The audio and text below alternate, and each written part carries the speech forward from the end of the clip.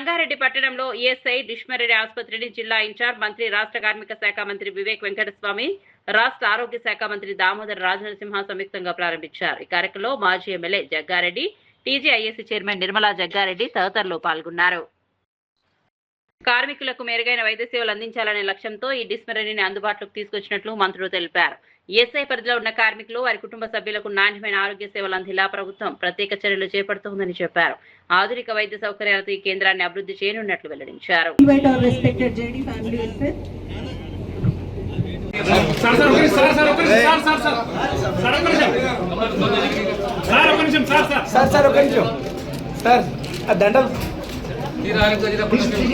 వివేక్ గారు మరి మన మినిస్టర్ గారు, ఇన్ఛార్జ్ మినిస్టర్, మరి వారిని అడిగిన వెంటనే ఇమీడియట్లీ ఇచ్చిన సందర్భంలో మన శాంక్షన్ ఇవ్వడం జరిగింది. ఈరోజు ప్రస్తుతానికి 30 పడకలతోటి ఇప్పుడు ట్రీట్మెంట్కి అయ్యేటట్టుగా ఇక్కడ ఇప్పుడు ఎవరు వచ్చినా, కార్మికులు ఎవరు వచ్చినా సరే ఇక్కడ ట్రీట్మెంట్గా ఇప్పుడు సదాశి పెట్టుకో లేకపోతే పడించుకోవాల్సిన అవసరం లేదు.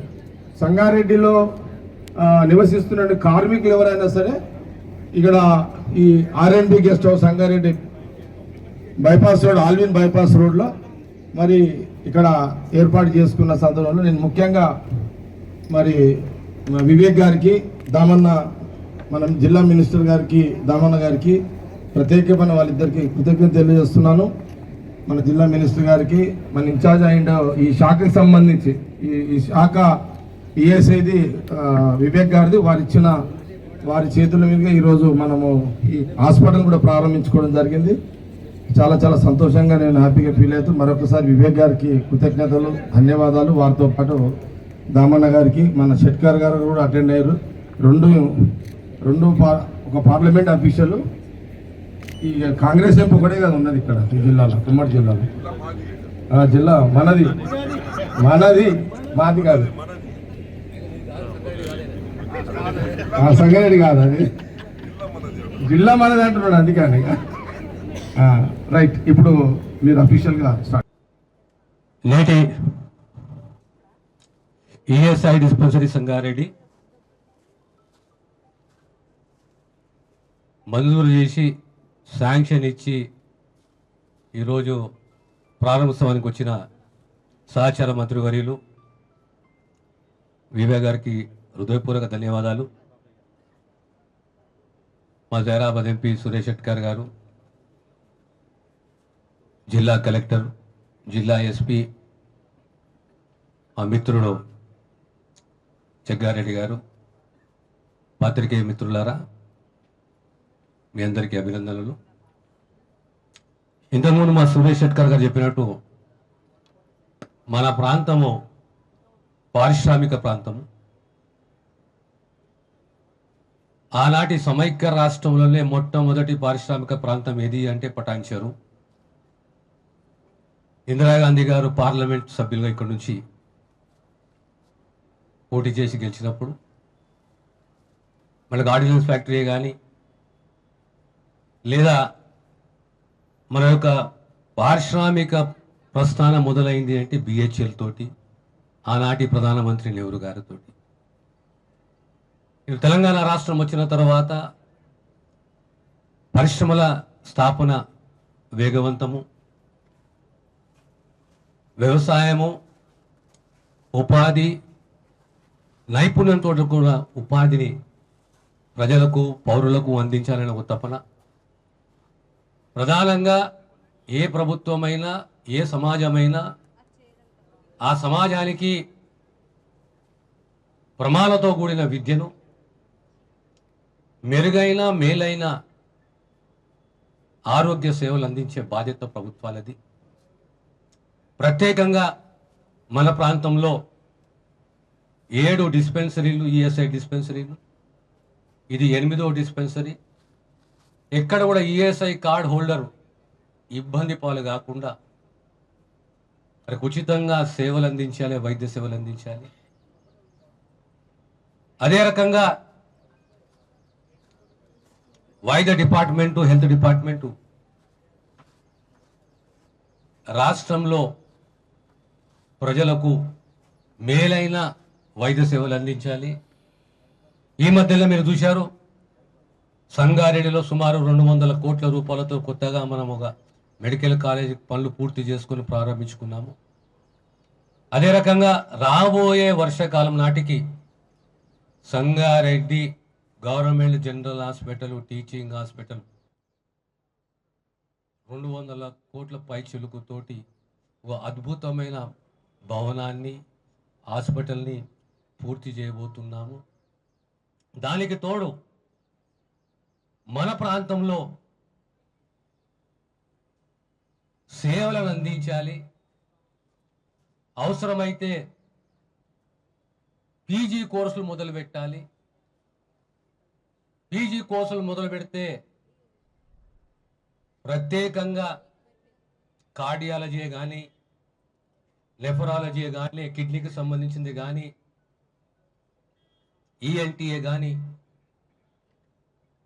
న్యూరాలజీ కానీ, ఇలాంటి డిపార్ట్మెంట్స్ని స్ట్రెంగ్తన్ చేసి జైరాబాద్, నారాయణఖేడ్, నర్సాపూర్, అందోలు, సదాశివపేట 90% మంది వైద్య సేవలకు సంబంధించి సంగారెడ్డిలోనే చికిత్సలు పొందాలి.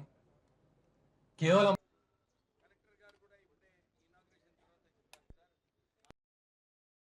సంస్థలో ఎక్కువ నిధులు బడ్జెట్లో కేటాయిస్తే బాగుంటుందని చెప్పి కూడా వారు కోరడం జరిగింది. సో నేను నిన్ననే మా సెక్రటరీ లేబర్ ఇంకా ఈఎస్ఐ సెక్రటరీ గారు చెప్పాను. నేను లాస్ట్ వీక్ ఇక్కడికి పట్టించరు వచ్చిన Sangareddy district review committee meeting అయిన తర్వాత స్ట్రేట్ రామచంద్రాపురం ఈఎస్ఐ హాస్పిటల్ వెళ్ళడం నిజంగా చాలా మంచి వ్యవస్థ. అక్కడ ఒక రిసార్ట్ లెక్క ఉంది, వెల్నెస్ రిసార్ట్ లెక్క ఉంది ఈఎస్ఐ హాస్పిటల్. కానీ అక్కడ ఫెసిలిటీస్ ఎక్కువ లేవు. చాలామంది సనత్ నగర్ హాస్పిటల్కి వెళ్తున్నారు ట్రీట్మెంట్ కోసం. సో నేను వారికి ఇదే ఆదేశాలు ఇచ్చాను.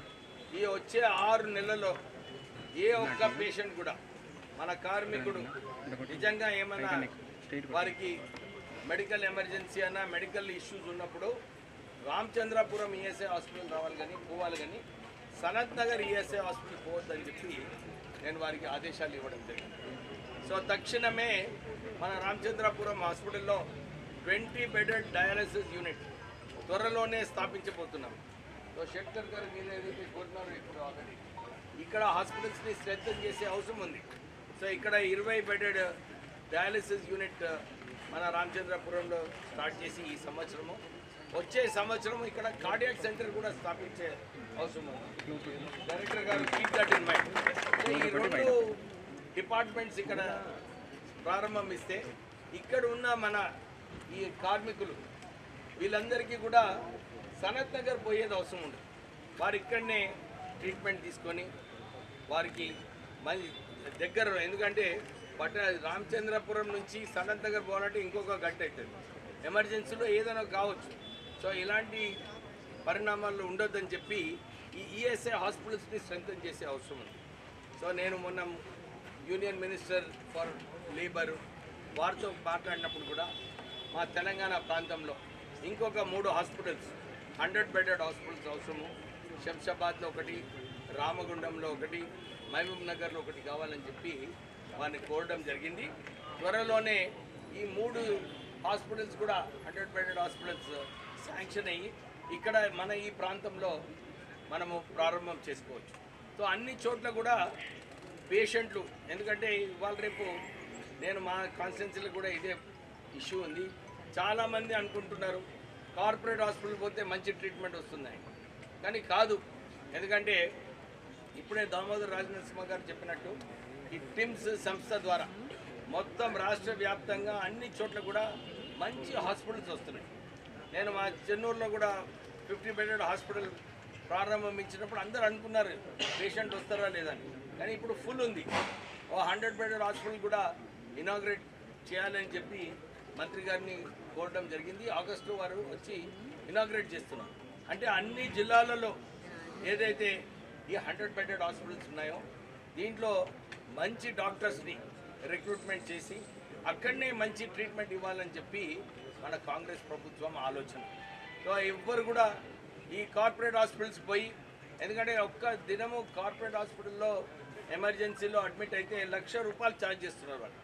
నిజంగా అవసరం లేదు అంత ఖర్చు పెట్టుకునేది. సో మీరు ఏదైతే మీకు గవర్నమెంట్ హాస్పిటల్స్ పైన నమ్మకం రావాలి, ఆ నమ్మకం రావాలంటే మంచి ఫెసిలిటీస్ కావాలి. ఆ ఫెసిలిటీస్ అన్నీ కూడా మన ఈ కాంగ్రెస్ ప్రభుత్వం ఈ హాస్పిటల్స్లో ఇస్తున్నారు.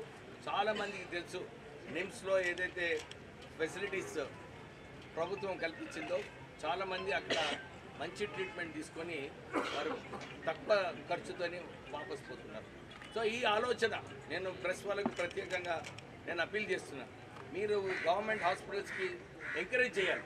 ఎందుకంటే డాక్టర్స్ ఉన్నారు, వాళ్ళకి మంచి శాలరీస్ పే చేస్తున్నారు, నర్సెస్ ఉన్నారు, వీళ్ళందరూ కూడా ఉన్నప్పుడు మనకు ఈ హాస్పిటల్ సంస్థనే ఈ తక్కువ ఖర్చుతోని మనం చేసుకోవచ్చు. ఎందుకంటే నేను చాలామందిని చూస్తాను, కుటుంబాలన్నీ కూడా ఎక్కువ ఖర్చులు ప్రైవేట్ హాస్పిటల్స్ పోయి 10-15 లక్షలు ఖర్చు పెట్టుకొని పాపం వాళ్ళ ఫ్యూచరే వారు తాకట్టు పెట్టుకోవడం జరుగుతుంది. సో ఈ ప్రభుత్వం బాధ్యత మంచి మెడికల్ ట్రీట్మెంట్ ఇవ్వాలి. నేను మా మంత్రి మినిస్ట్రీ ద్వారా మళ్ళొకసారి కార్మికులకు ఈ మెడికల్ ఫెసిలిటీస్ మంచిగా ఇవ్వాలని చెప్పి ఆలోచనతోనే మేము పనిచేస్తున్నాము. అంతేగాక మీరు మొన్న చూసినారు మా మినిమం వేజెస్ కూడా రాష్ట్రం ప్రభుత్వము టీఆర్ఎస్ ప్రభుత్వం ఉన్నప్పుడు 10 సంవత్సరాలు